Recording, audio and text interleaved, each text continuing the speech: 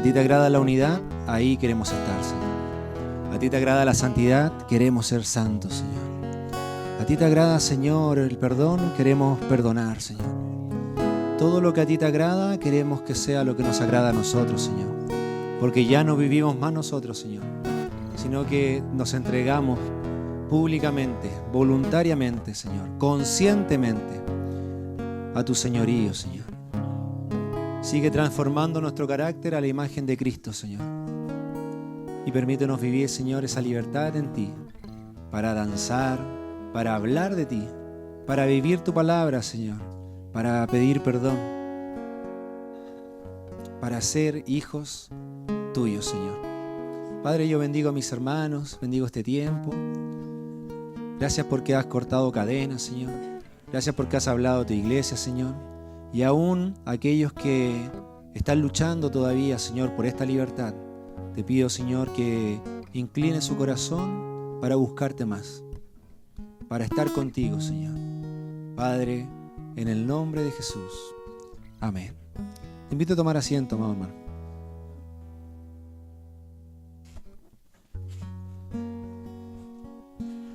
Y quisiera saludar a aquellos hermanos que vienen por primera y segunda vez. Marwin, estoy sorprendido.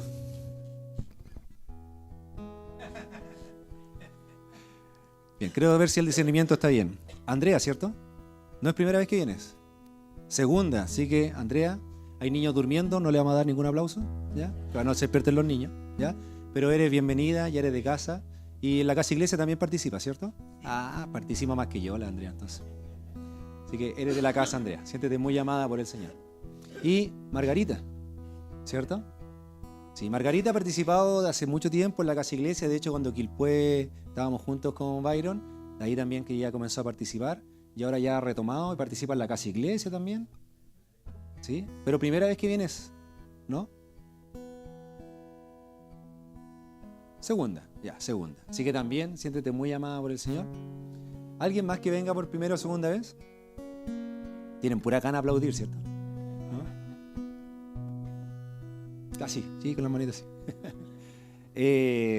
Quisiera que hiciéramos una oración por la hija de nuestra hermana Jessica, por Jessica que viaja este martes, miércoles. A los que tuvimos la oportunidad de conocerla junto a Peter, que participaban acá en la congregación, nos criamos juntos en el Evangelio con Jessica y por temas laborales, de becas estudiantiles, viajan a Estados Unidos por 4 o 5 años. Imagínense lo que significa para una mamá que su hija se vaya por 4 o 5 años y para una abuela que sus nietos se vayan por 4 o 5 años. ¿Ya? Así que vamos a orar por ellos, por Jessica, por Peter. ¿Alguna otra petición, amado, que no se me haya informado? Oramos por eso. Amén. Y también vamos a orar por la ofrenda, los diezmos. Padre, gracias, Señor, por este tiempo de oración. Gracias también, Señor, y en especial presentamos la vida de Peter, de Jessica, de sus hijos, Señor, para que tú les bendigas, Dios mío, en este tiempo que van a estar allá. Para Peter de capacitación, Señor, en cuanto a lo natural, pero sabemos que será una bendición también en lo espiritual. Padre, bendecimos, Señor, a la familia completa, a Jessica, a sus hijos, para que tú les puedas ministrar también de tu presencia, de tu palabra en Estados Unidos, Señor, y que cuando vuelvan puedan, Señor, compartirnos, Señor, de tus muchas misericordias. Padre, bendecimos la vida de Luis, de Jessica también, Señor, como Padre, Señor, para que guarde su corazón de cualquier preocupación o cualquier situación que pueda suceder, y les bendecimos en el nombre de Jesús. También te agradezco, Señor, por las ofrendas, los diezmos, Señor, y por toda la congregación, Señor. Gracias, Señor, por esta hermosa congregación donde tú nos has puesto, Señor, y nos permites escuchar tu palabra. Bendigo, Señor, la vida de Boris el día de hoy, Señor, para recibir de tu palabra, para ser esa buena tierra, Señor, y declarar, Dios mío, esas verdades, Señor, con autoridad en nuestras vidas. Padre, en el nombre de Jesús, amén. No olvide apagar sus celulares. O sea, en silenciarlo, en realidad. Gracias.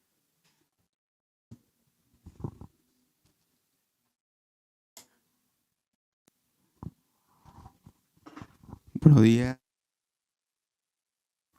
Damos gracias a Dios por permitirnos tener esta oportunidad de compartir con usted el mensaje del Señor.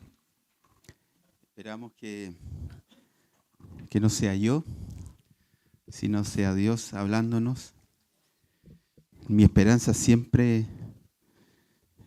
pienso en un libro que leí hace algunos años, que Dios escoge a hombres comunes y corrientes para manifestar su gloria.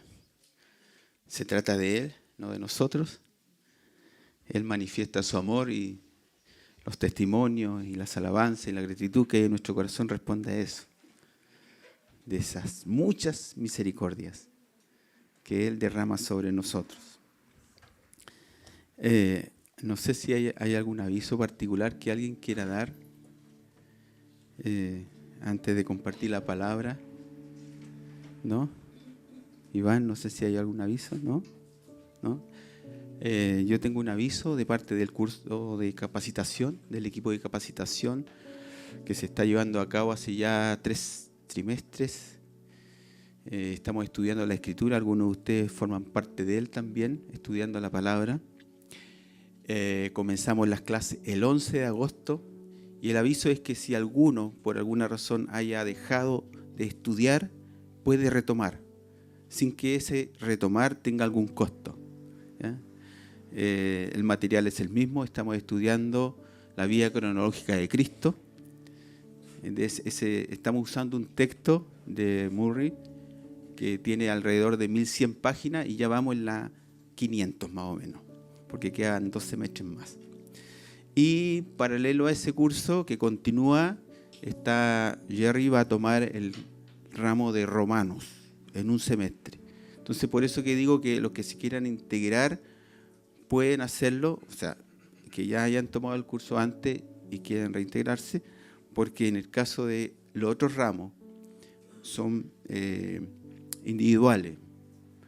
Se va a estudiar, y Jerry ya nos hizo en una reunión que tuvimos por Zoom, una pequeña introducción, y va a estar muy interesante el libro de Romanos al estilo de Jerry. Bueno, los que lo conocen saben que él es un maestro y que el ejercicio de su función ha bendecido mucho la iglesia en esta área, ¿ya? Y también se envió un correo que apunta a crear un tercer grupo, porque hay 2 grupos hasta el momento, A y B, ¿ya? Pero va a haber un tercer grupo con un nivel académico un poquito más bajo y hacerlo extensivo a todos los hermanos que quieran estudiar la palabra, ¿ya? En este caso, simultáneamente por Zoom se va a llevar este curso, va a durar un semestre, se va a estudiar una visión panorámica de la Biblia. Ese ramo lo va a tener Elías Sangüesa, un presbítero del sur, y Jerry también va a tomar cómo estudiar la Biblia, ese otro ramo, en forma paralela. Y los que quieran integrarse, después hablan conmigo, va a tener un costo muy menor, porque el costo tiene que ver con el pago de la contratación del Zoom para poder dar esas clases, ¿ya? Las clases son los días lunes a las 20 horas. ¿Ya? Así que estamos expectantes, al menos comenzamos el 11 de agosto, y los que quieran participar en este tercer curso, el grupo C, este curso comienza el 1 de septiembre. Y como digo, es para los hermanos que quieran estudiar un poco la Escritura en una forma más dedicada, pero obviamente el nivel académico no va a ser como antes, porque inicialmente el nivel académico ahuyentó a varios. Hasta yo quería dejar el curso, ¿sí? Y yo le hacía las clases también, en parte le ayudaba a Jerry, ayudante. Pero Jerry dijo, ustedes también tienen que hacer las tareas, los maestros también tenemos que hacer las tareas, porque no le podemos exigir a los alumnos lo que nosotros no hacemos, un principio de liderazgo. Entonces yo tenía que preparar las tareas, leer la Biblia en un año, preparar algunas clases y hacer las tareas del curso. Así que se me aumentaron las manchas y se me cayó más el pelo en ese periodo, pero salimos adelante, o sea, fue difícil. ¿Ya? Ahora el nivel académico bajó un poquito ante la petición de algunos alumnos y hablaron con Jerry. Jerry es el que pone el estándar, él es el que quería, incluso nos dijo que quería un nivel un poco superior, pero bueno, en vista de la realidad, es preferible que vayamos aprendiendo y que esto de aprender la Escritura sea una naturalidad para el pueblo de Dios. No sea algo para personas con un nivel intelectual superior, no. La palabra de Dios es algo que está accesible para todos. Y todos estamos aquí, ustedes tienen una cara de ser personas tan brillantes y de seguro todos podemos, todos. Con un nivel académico alto o como yo que solo tengo tercero medio, no alcancé a terminar mi cuarto por malas notas, no, porque me fui a la milicia. Escogí el camino de la milicia y bueno, ya jubilé, ya cumplí mi propósito. ¿Ya? Pero no es algo que no podamos desarrollar, es solo dedicarnos. ¿Ya? No se escandalicen, por favor, de tener al frente a alguien que les va a enseñar que tuvo tercero medio. Yo no me avergüenzo de eso en todo caso. Tampoco lo promuevo. Si puede estudiar y ir a la universidad y hacer un doctorado y un posgrado, y hazlo. Yo en su momento lo quise hacer, pero después de meterme a la milicia aprendí a disparar y eso me sirvió para poder sustentar a mi familia. Y después para predicar dependí mucho del Espíritu Santo y del estudio particular y personal que he tratado de tener y ejercitarme en el tiempo. ¿Ya? Yo sé que a veces podemos dar una opinión de que somos tremendamente académicos. Y yo hablo de lectura y ustedes no saben el drama que me cuesta a mí leer. Y ustedes creen que a mí es fácil. Es súper difícil. Y hoy descubrí un asunto que tengo en el computador y siempre lo tuve. Durante 2 semestres no lo descubrí, que el computador me lee el libro que estamos leyendo. 500 páginas leía solo y ahora descubrí que el computador me puede leer, así que se me alivianan un poco el trabajo. Pero para mí es súper complicado, de verdad. ¿Ya? Pero las palabras de Pablo, inspiradas por el Espíritu Santo, cuando nos dice, todo lo puedo en Cristo, porque Él nos fortalece. Gloria a Dios por eso. Gracias, Señor. Gracias, Jesús. Gracias, Espíritu Santo. Bueno, y otro aviso, hermanos, que más que aviso es como honrar a un hombre de Dios que en lo personal fue para mí un motivo de inspiración, que tuve la posibilidad de escuchar hace 25 años atrás en una radio BBN. No sé si alguno habrá escuchado esa radio alguna vez, una radio cristiana, BBN. Y en una ocasión, por estas casualidades de Dios, sintonicé un programa, gracias a vosotros, y con la traducción de un pastor argentino de nombre Henry Tolopilo, comencé a escuchar mensajes cristianos. Estoy hablando por allá por el año 2000. Y me gustó tanto y lo seguí escuchando hasta hoy, pasado 25 años. Después descubrí en el tiempo de que detrás de ese traductor estaba el autor, un pastor que quizás influenció mucho en mi vida y ha influenciado o influenció en cómo yo miré la Escritura, en poder dedicarme a estudiar la palabra. Y él partió a la presencia del Señor, este pastor, el 14 de julio de este año, fruto de una neumonía, a sus 86 años, partió. Escribió 150 libros, fundó un seminario a nivel académico universitario en Estados Unidos, tuvo un ministerio a nivel mundial, programas de radio, ¿ya? Y junto a 33 presbíteros guiaba a la iglesia en Estados Unidos, ¿ya? Y y tuvo también hizo una Biblia de estudio. Yo tuve la posibilidad de comprarla. Y hizo comentarios bíblicos de todo el Nuevo Testamento. Y yo a veces siento que tengo mucha carga. No, eso es tener carga. Son personas que Dios le da una gracia especial para marcar un antes y un después en el desarrollo histórico de la iglesia. Bueno, Dios lo ha llamado a su presencia. Cumplió con su cometido. Y yo agradezco por ese tipo de hombres que son referentes. ¿Ya? Queda otros hombres que también son inspiración para mí. Por ejemplo, Samuel Pérez Millo, un español que se jubiló, sí, porque tiene más de 80 años. A mí me han regalado dos comentarios bíblicos para mi cumpleaños. El último que me regalaron fue el de Romanos, un libro de 1000 páginas. Y gracias por el regalo. Es de Samuel Pérez Millo. Una vez tuve la bendición de verlo y compartir su palabra cuando vino a Chile hace algunos años. Escuchando su mensaje, el Señor me emocionó a las lágrimas. Hombres de Dios que marcan un precedente. Y digo esto antes de la predicación y todo eso porque quería tener la oportunidad de honrar a estos hombres que valen la pena escuchar. ¿Ya? Bueno, John MacArthur, que partió a la presencia del Señor, sé que tenía una mirada teológica en algunos aspectos distintos a lo que yo pienso, pero en lo que yo puedo rescatar de él, o lo que pude rescatar de él, lo agradezco al Señor y agradezco por ese hombre de Dios.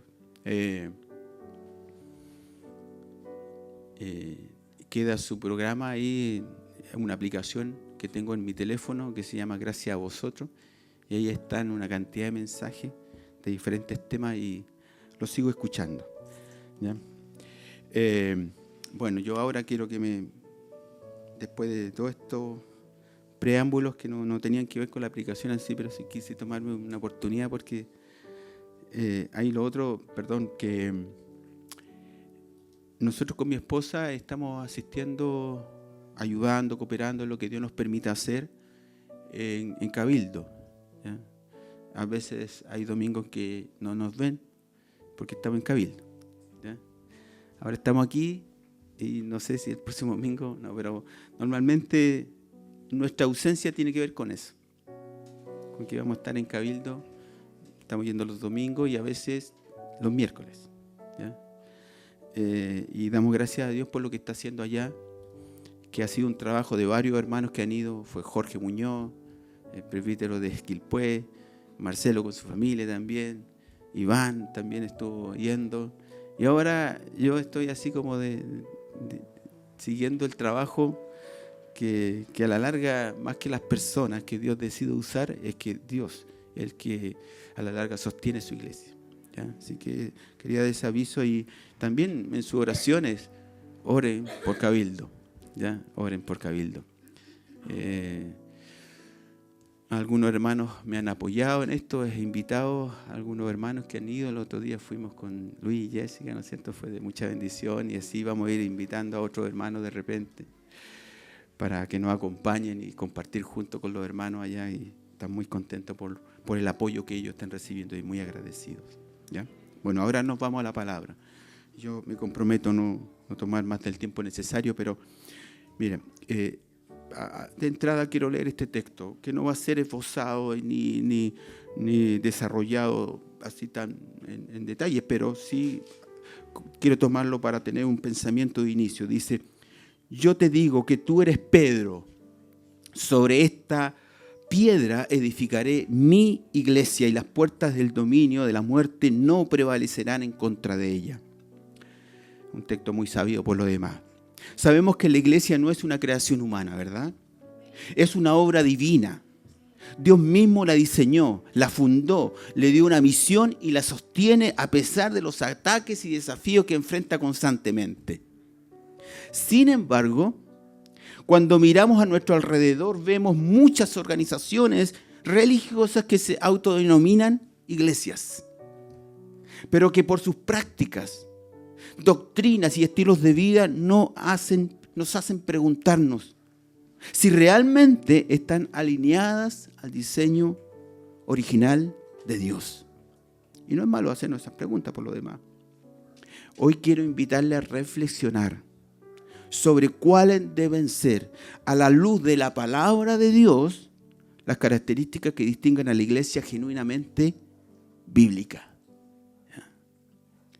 Porque así como un estudiante desea pertenecer al mejor colegio, o un trabajador desea estar en el mejor trabajo y tener buena paga por él, o una familia vivir en el mejor vecindario, en el mejor lugar, todos nosotros quisiéramos formar parte de una iglesia que glorifique a Dios. Amén. Y de la cual podamos sentirnos agradecidos y orgullosos, en el buen sentido de la palabra, uso la expresión orgulloso. Contento, satisfecho, estar en un lugar donde yo me siento que estoy en el buen lugar, en el mejor lugar. Queremos queremos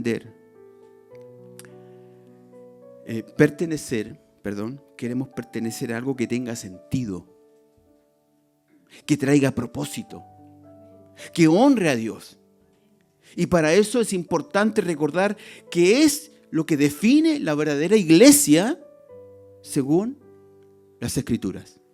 No es mi opinión, ni nuestra opinión colectiva la que va a decir cuál es la iglesia mejor, ¿cierto? Son las Escrituras, ¿cierto? La palabra de Dios. El tema, por tema de tiempo, hermano, obviamente que de todas las características que voy a mencionar, no voy a detenerme a analizar en detalle todas, porque son muchas. De hecho, de las que voy a mencionar, voy a omitir algunas, porque si fuera todo, de seguro hay muchas más que no voy a mencionar acá.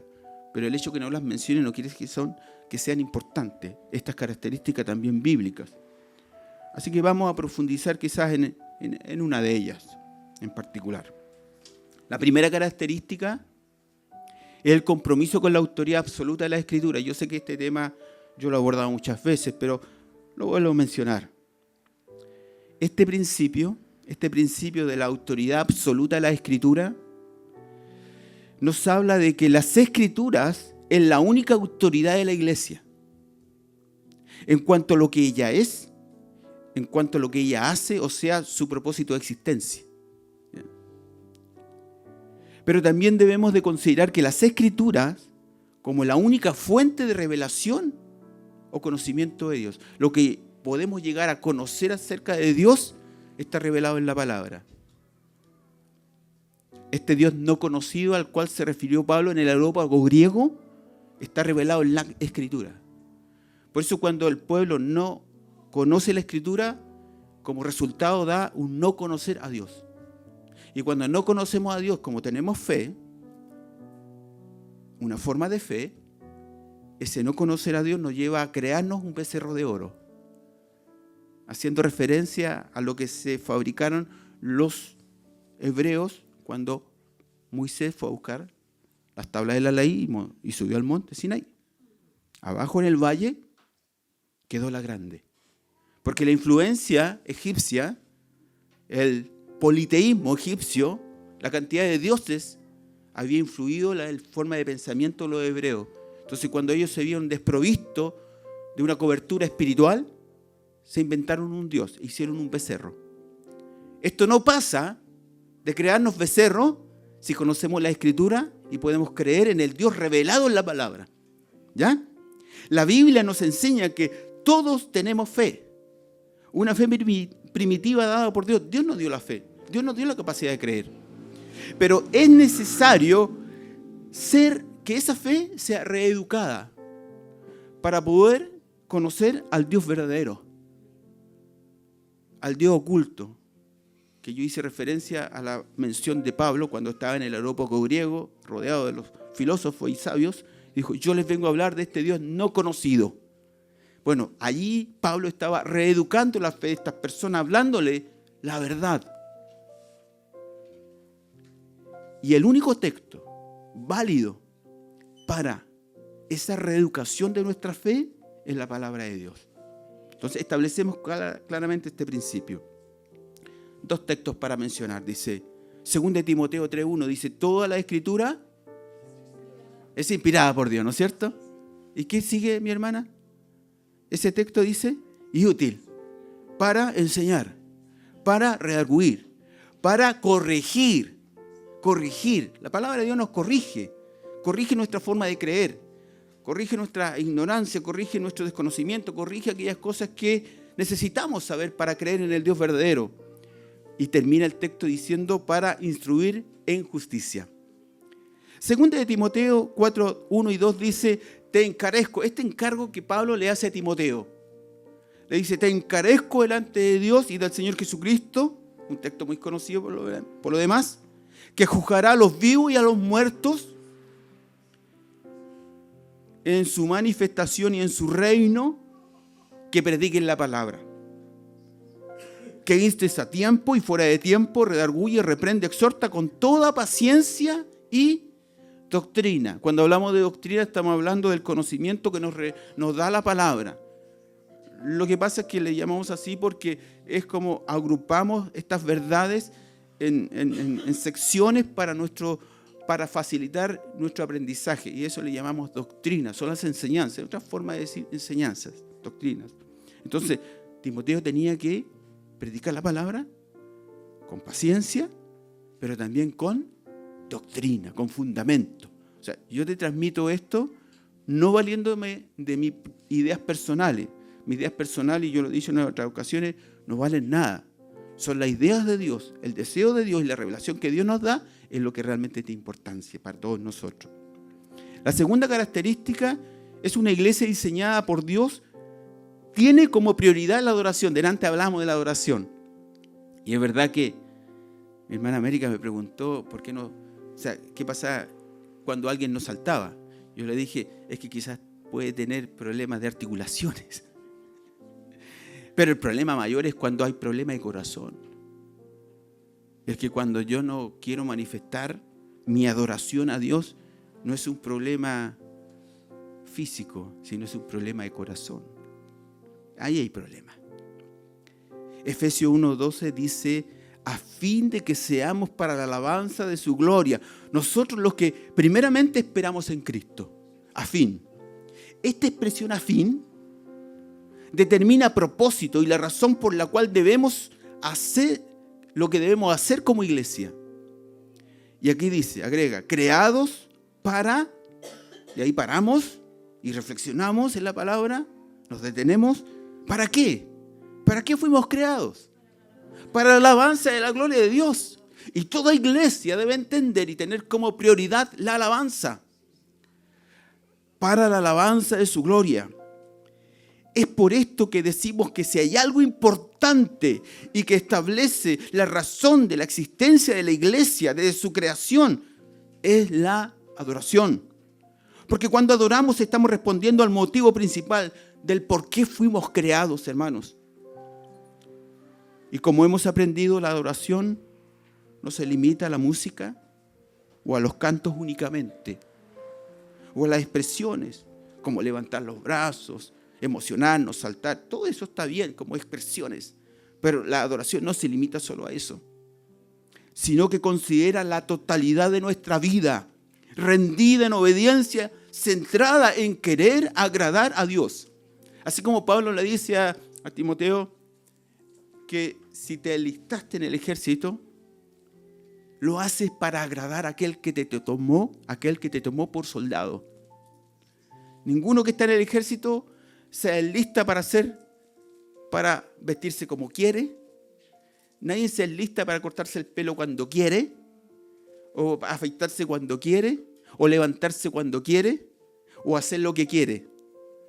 La verdad es que para aquellos que no han sido militares, porque a algunos les ha tocado el servicio militar, pero uno te cortan el pelo cuando ellos lo quieren, te despiertan a lo que quieren, a la hora que quieren, te hacen bañarte con agua tibia, no. Te dan la comida que quieren, a la hora que quieren, y te ponen la ropa que tú debes ponerte, no la que quieres.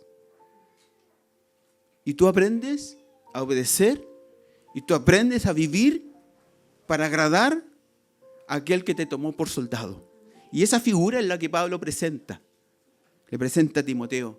Y ese es el motivo por el cual nosotros debemos quizá ampliar nuestro concepto de adoración para entender que nuestra vida rendida en obediencia a Dios es adoración. Todo lo que hacemos es adoración. Si salimos a la plaza a hablar a la gente de Cristo y entregarles algunos dinero, yo le ofrezco dinero a la gente cuando le hablo de Cristo. Y ayer yo le decía a las personas, ¿me aceptaría una pequeña contribución? ¿Ah? Y me miraban así. No, decía yo, así es un mensaje para reflexionar. ¿Ya? Porque si fueran de verdad, la verdad es que me los guardaría. Si salimos a predicar, si decidimos perdonar, como Andrés lo mencionaba, si decidimos dar, si decidimos ayudar a alguien, si decidimos hacer algo en obediencia, es adoración. Conocemos el texto que aparece en Romanos capítulo 12, que debemos presentar nuestros cuerpos, nuestra vida, nuestro ser, todo lo que somos, en sacrificio a Dios. ¿Por qué un sacrificio? Porque no apela a lo que yo quiero. No se trata de mí. No se trata que yo voy a la iglesia o me sujeto al reino de Dios para hacer lo que yo quiero. Así como bien lo expresaba Esther, es difícil aceptar a veces la voluntad de Dios. Es difícil. Pero Dios promete sostenernos a través de su Espíritu y decirnos, aunque no lo entiendas, un día lo vas a entender. Pero mientras aún lloramos, alabamos. Alabamos a Dios. Quizá en otro tiempo estas palabras que acabo de decir hubiesen sido bonitas palabras sacadas de internet. Pero es distinto cuando uno vive experiencias. Cuando tú oras por toda una noche para que tu mamá no muera y después tú ves que tu mamá parte, tú dices, gracias Dios. Tú hiciste tu perfecta voluntad y tienes paz en medio de las tormentas. Y como hemos aprendido, la adoración no se limita a la música, como dije. La adoración nace en respuesta de nuestro amor a Dios y de nuestro entendimiento de quién es Él, revelado en su palabra. Y la Biblia nos dice que si amamos a Dios, debemos obedecer sus mandamientos. Así lo plantea el apóstol Juan en su carta. Aquel que dice que ama a Dios debe obedecer su palabra. Ahora, hay algo curioso para terminar con esto de la adoración.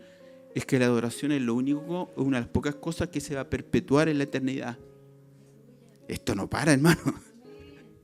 Y si no adoramos bien acá, no sé qué vamos a hacer allá. Pero allá, una de las cosas que hacemos, se adora. Se vive para Dios. No sentado con un arpa en una nube.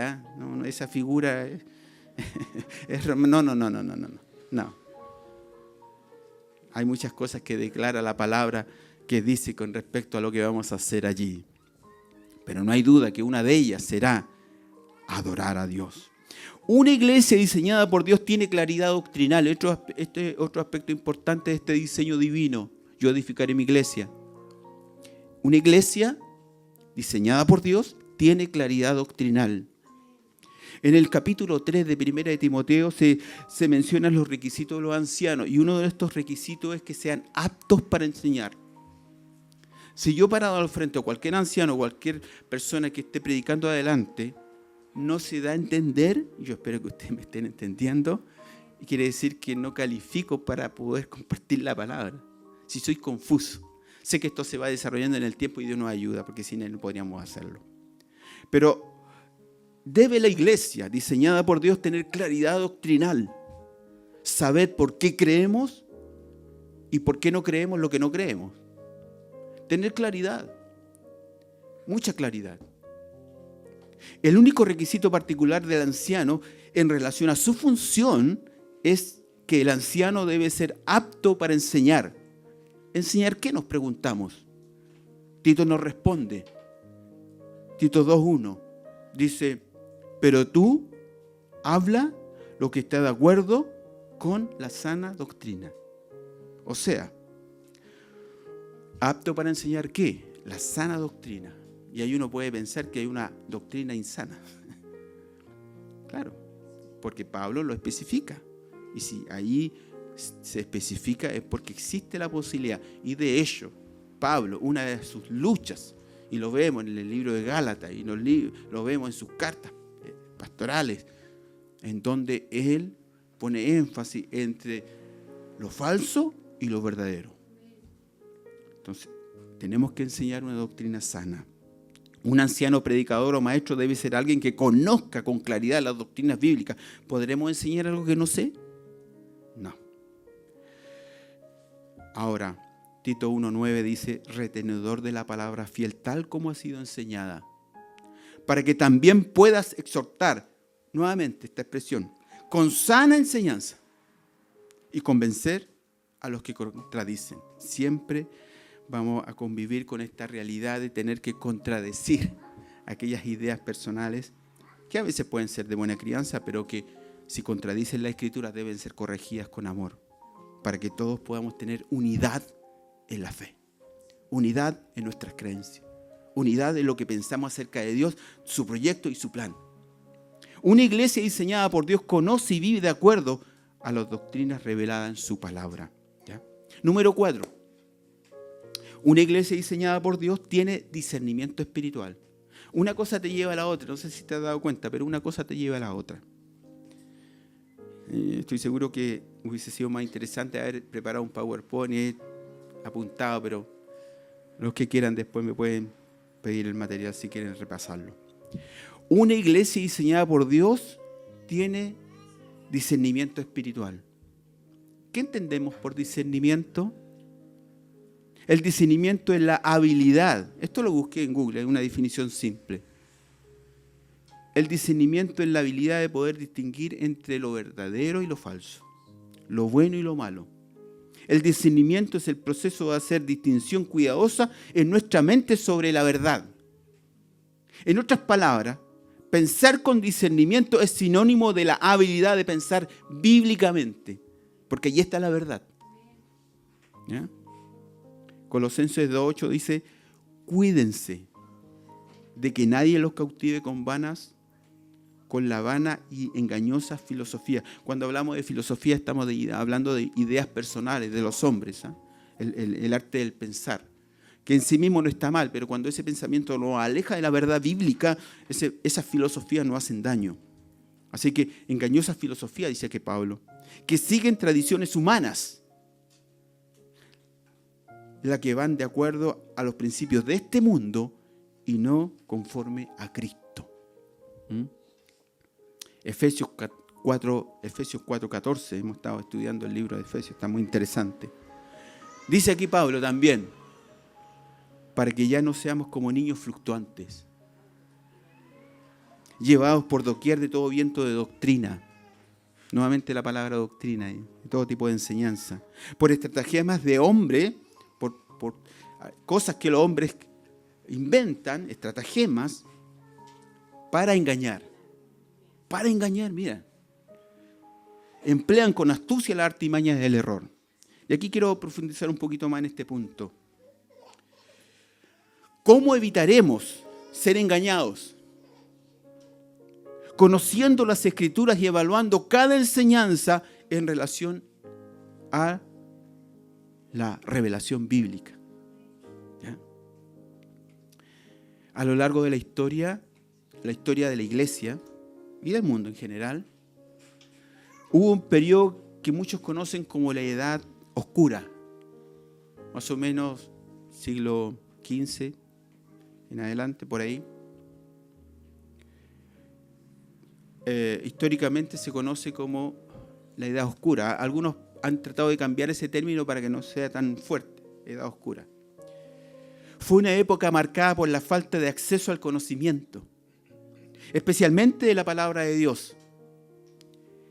Esta escasez de verdad abrió la puerta a la manipulación por parte de algunos líderes religiosos, especialmente la iglesia más tradicional, Apostólica Romana, y permitió la aceptación de creencias y prácticas que no tenían un verdadero respaldo bíblico.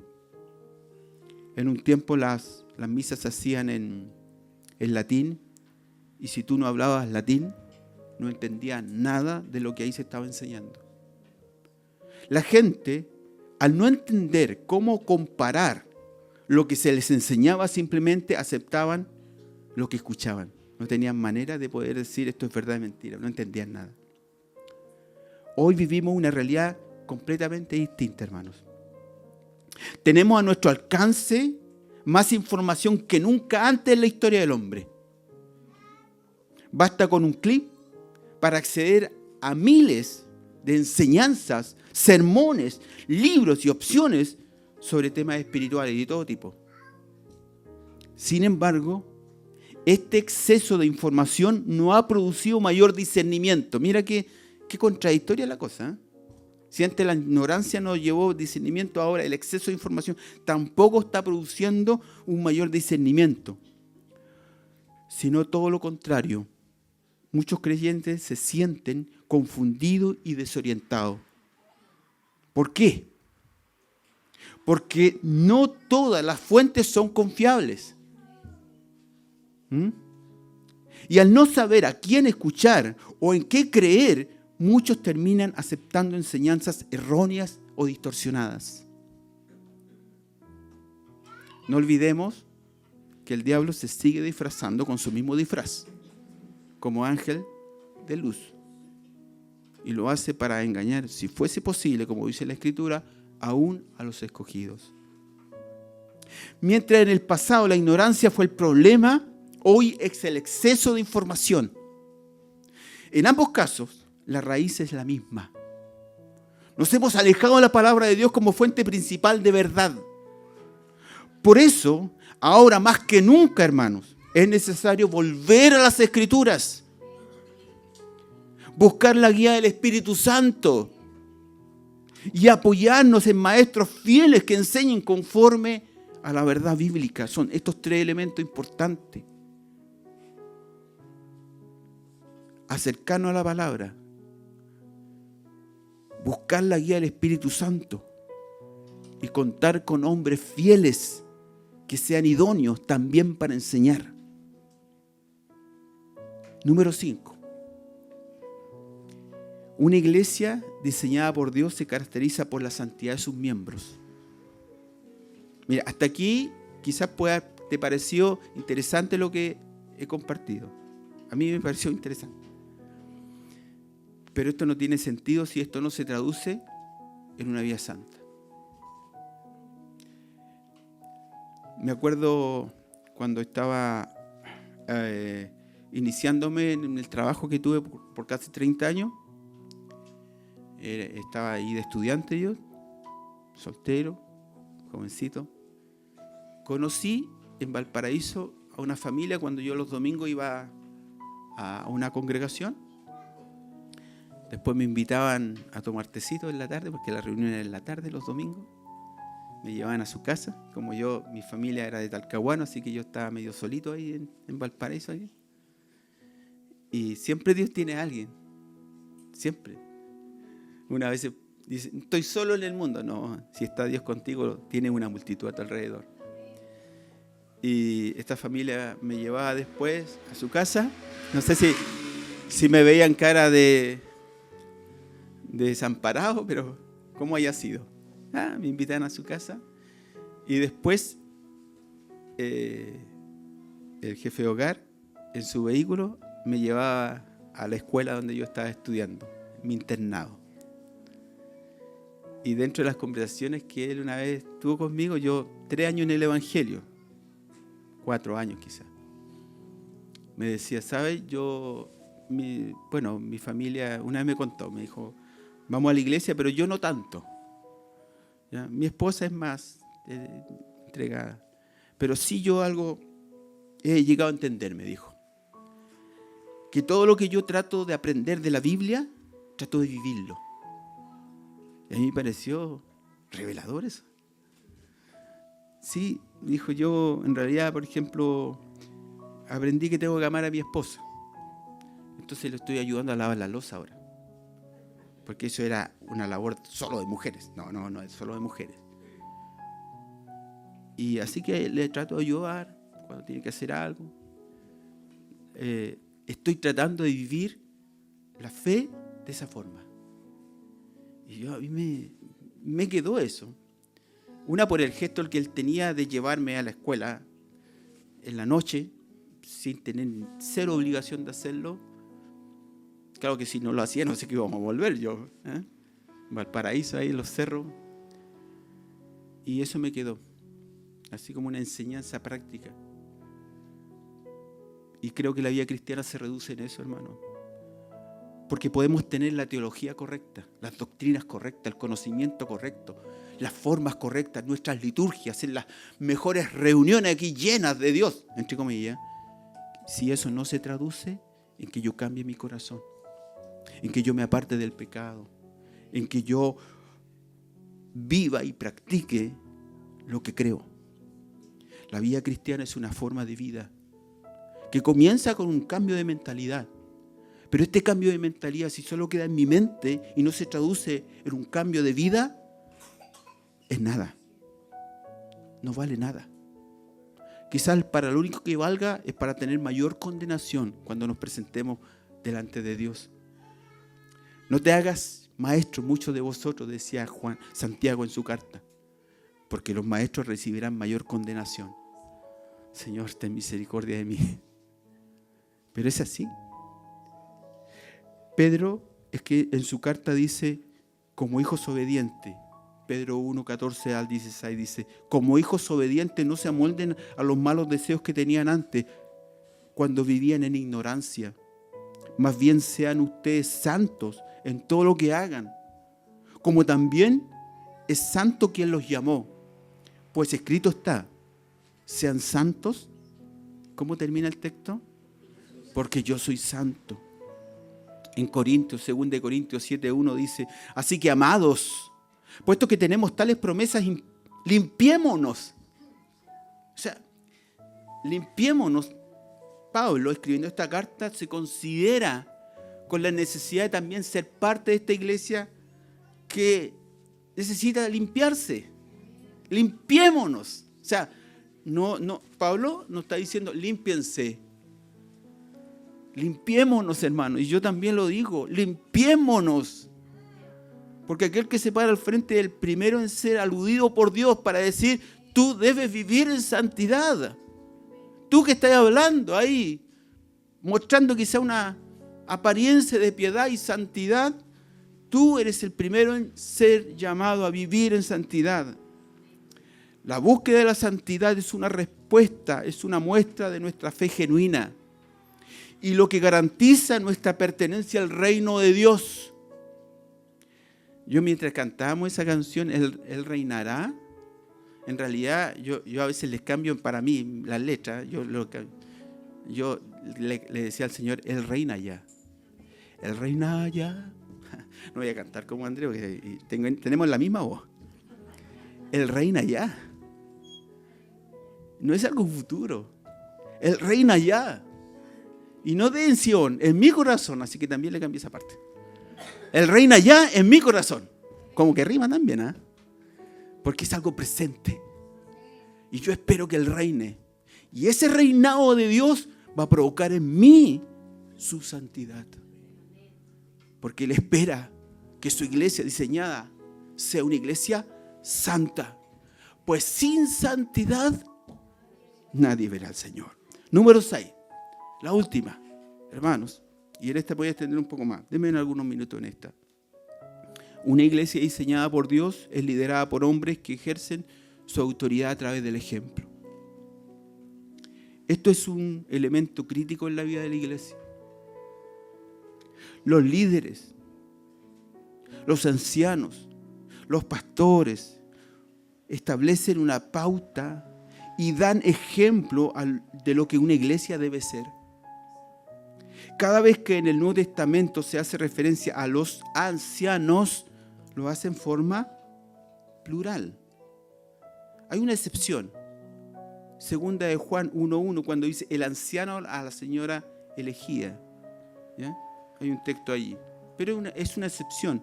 Generalmente las cartas hacen referencia a ancianos, pluralidad en el ministerio. El punto es que la iglesia en el Nuevo Testamento tenía más de un presbítero o anciano. Estos ancianos, llamados a servir, ejercen su autoridad ministerial sostenidas en el ejemplo. 1 Timoteo 4:12 dice que nadie te menosprecie por ser joven.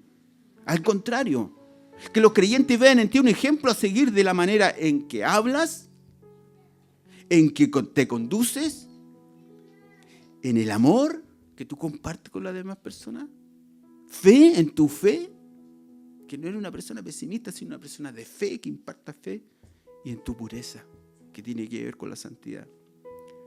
Nuestro Señor Jesucristo, después de darle una lección de humildad y servicio a sus discípulos, al lavarle los pies, les dijo estas palabras. Juan 13:17 dice, ¿entienden esto? Dichosos, bienaventurados serán si lo hacen, si lo ponen en práctica. Juan 13:17. Aquellos que enseñan y predican la fe cristiana deben practicar lo que predican. Y este es un desafío para cualquiera de nosotros, hermanos. Yo sé que aquí siento, en lo personal, que el mensaje alcanza al predicador. El mensaje va adelante, yo voy atrás. Señor, ten misericordia de mí. Porque es así, hermanos. Tenemos que estar muy sostenidos en la gracia de Dios para que esto llegue a ser una realidad. Pero este es el objetivo, esta es la meta. Que el predicador viva lo que predica. Están obligados a presentarse ante el mundo como un ejemplo viviente de la verdad. La voluntad de Dios es que la palabra se encarne en la vida de los suyos. El mundo se impresiona más por la acción que por las palabras. Alguien dijo, preferiría antes ver un sermón que escucharlo. Es bien conocido el dicho sarcástico que dice, lo que eres habla tan fuerte que no puedo oír lo que me dices. Se decía de un predicador, que cuando estaba en el púlpito la gente deseaba que nunca lo dejara, pero cuando estaba fuera del púlpito la gente deseaba que nunca subiera a él. Con relación a esto, algunas personas escribieron este tipo de frases. Miren una frase que encontré por ahí. Dice, nada sella más los labios que la vida. Las palabras tienen peso cuando tienen a un hombre detrás de ellas. Las palabras tienen que encarnarse en nosotros antes de que puedan ser poder a través de nosotros.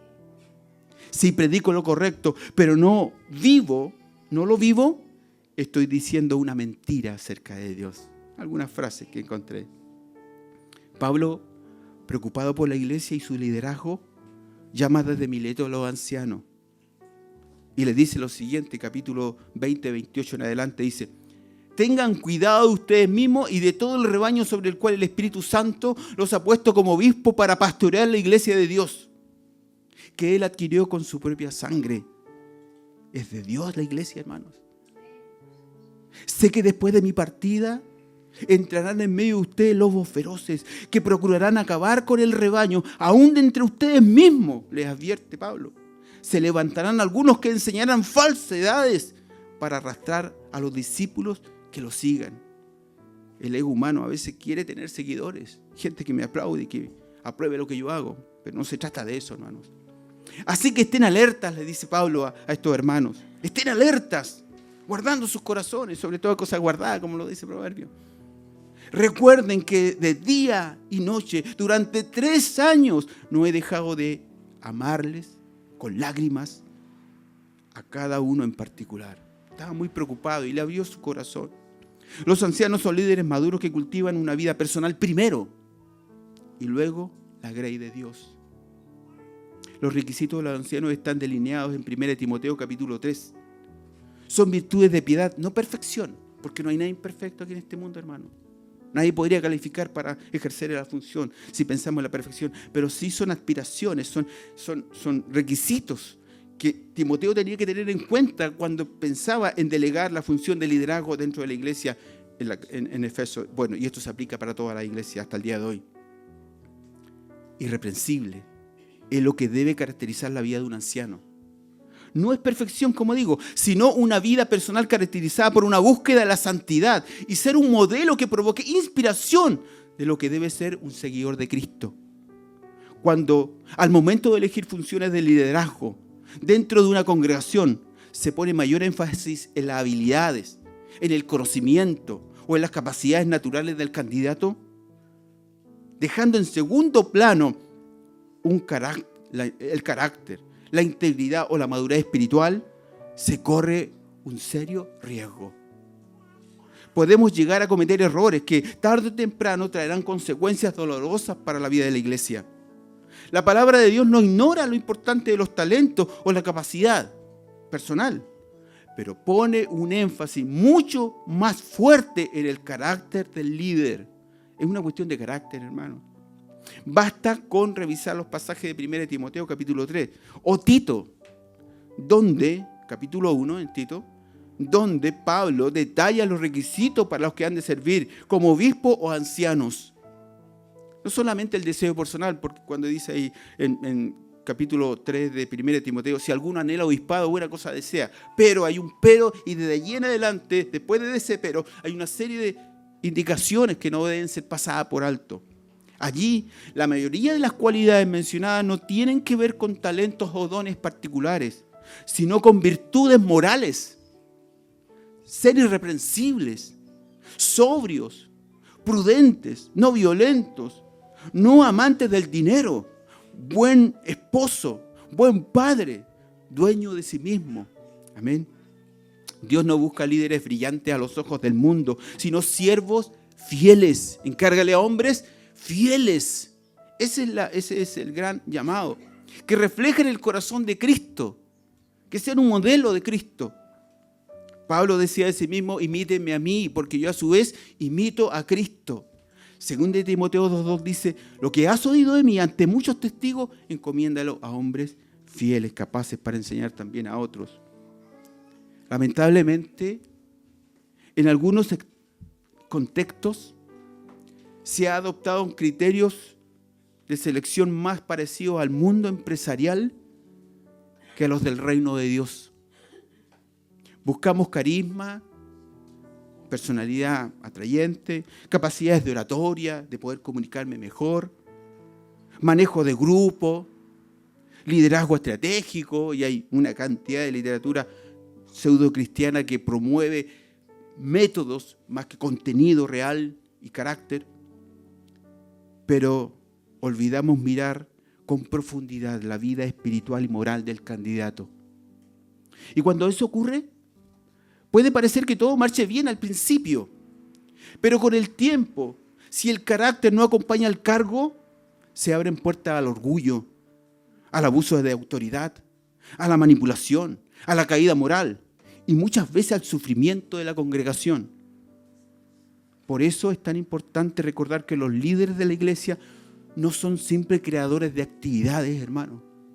No estamos aquí para crear actividades, estamos para pastorear almas. Siervos del Señor, llamados a ser ejemplos del rebaño. El talento puede impresionar por un tiempo, pero el carácter es lo que sostiene a un ministerio a largo plazo. ¿Sabes cuánto estuvo pastoreando en una sola iglesia John MacArthur? 56 años. La paciencia de esa iglesia para escuchar a un solo hombre. 56 años. O sea, toda mi vida pastoreando esa iglesia. Aunque todas las características que distinguen a la iglesia diseñada por Dios son valiosas por sí mismas, consideré necesario enfatizar esta última, el poder del ejemplo. Estoy convencido de que vivir lo que se predica tiene un valor agregado profundo y transformador en los creyentes.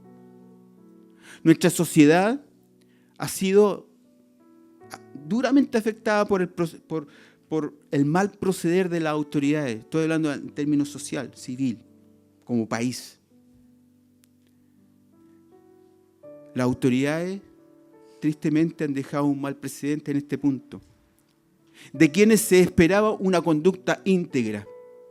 La corrupción, la doble moral y la falta de principios han llegado a heridas profundas entre nosotros como chilenos, generando desconfianza, desencanto y frustración. ¿Cuántos quieren ir al juzgado y que el juez determine una sentencia?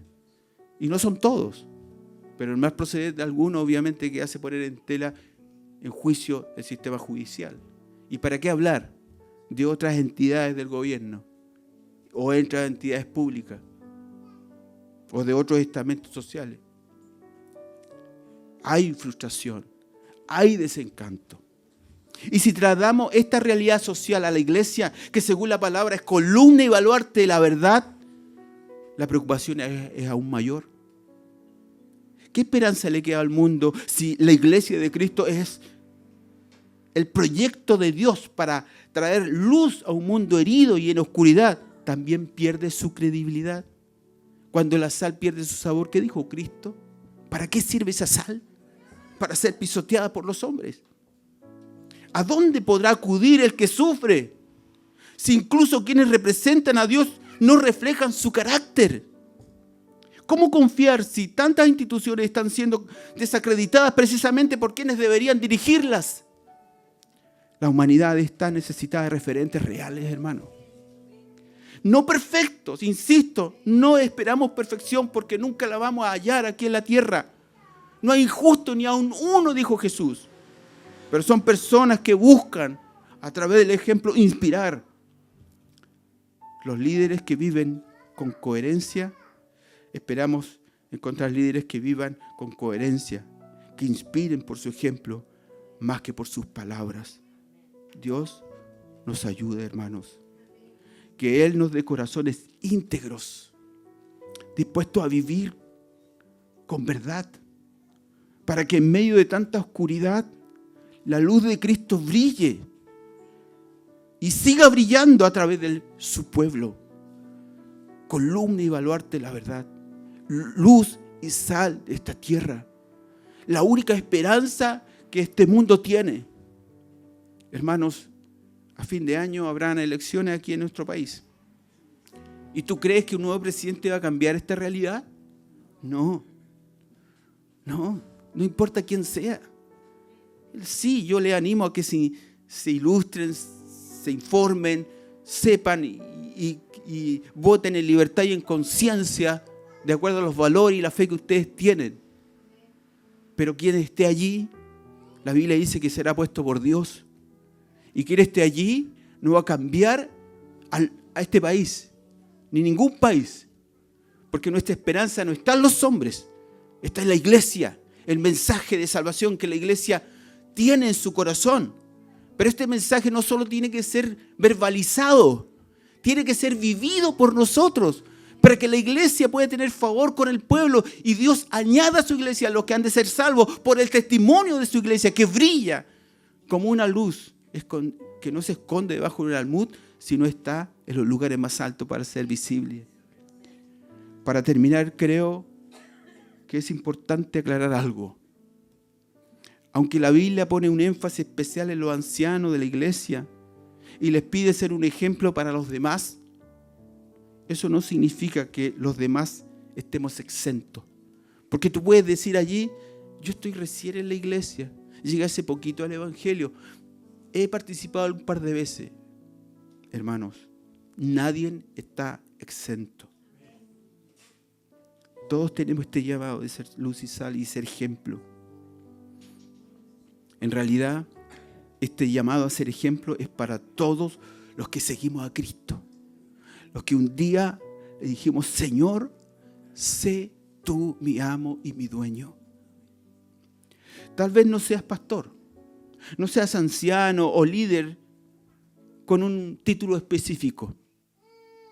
Pero si Dios te ha confiado alguna responsabilidad, por pequeña que parezca, también te ha llamado a vivir como modelo para otros.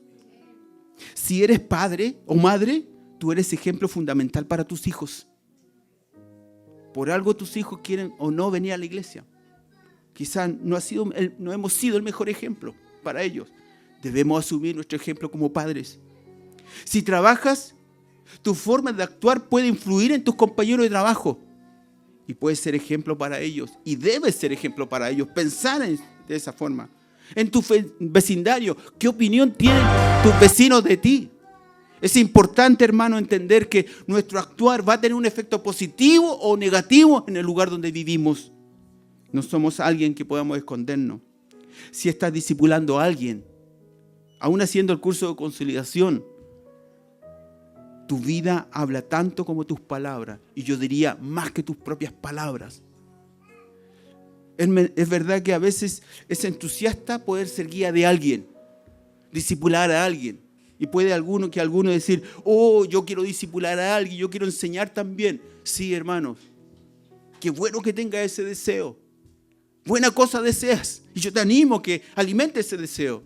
Pero ten en cuenta esto, de que tu vida es el mejor mensaje que tú le vas a entregar a un discípulo. Tu propia vida. Yo le puedo decir, hermano, hablar muchos temas, pero a fin de cuentas, el mensaje que va a quedar en ustedes es lo que puedan ver en mí. Esto yo no lo entendía tanto y tampoco le daba tanta importancia a esto, pero Dios ha hablado a mi vida y me siento con una tremenda responsabilidad de poder modelar lo que creo delante de los que me conocen. Y siempre cuando pienso en esto digo, perdóname, Señor, porque no he sido referente. No he sido referente en muchas áreas de mi vida, principalmente en mi casa, porque ustedes no conocen lo que conoce mi esposa de mí, pero le pido a Dios con todo mi corazón poder ser esa iglesia que no solo cree y verbaliza y habla muy bien y dice lo correcto, sino que principalmente vive lo correcto. El que te sigue necesita ver en ti lo que significa vivir como un verdadero discípulo. Así que, en resumen, esto nos alcanza a todos. Todos estamos llamados a ser un reflejo de Cristo para quienes nos rodean. Padre, gracias por tu palabra. Que quede lo tuyo y que aquello que ha sido compartido no es edificante, quítalo, Señor. Yo te agradezco porque tú en tu amor tan grande nos hablas cosas que necesitamos escuchar. Y ayúdanos, Señor, a ser esa iglesia diseñada por ti. Esa iglesia que te ama y te conoce y tiene ese llamado tan especial y tan demandante y tan dependiente que nos hace aferrarnos a tus fuerzas, porque sin tus fuerzas no podemos, Señor. No podemos ser esa iglesia gloriosa que tú esperas ver, que no tiene manchas ni tiene arrugas, sino esa iglesia que te anhela, te espera y que vive en esta tierra centrado en agradar a su amado, aquel que viene en las nubes, en un caballo blanco y que está reinando ya en nuestros corazones. Gracias, Señor. A ti sea la gloria, a ti sea la alabanza, en el nombre de Jesús. Amén. Amén.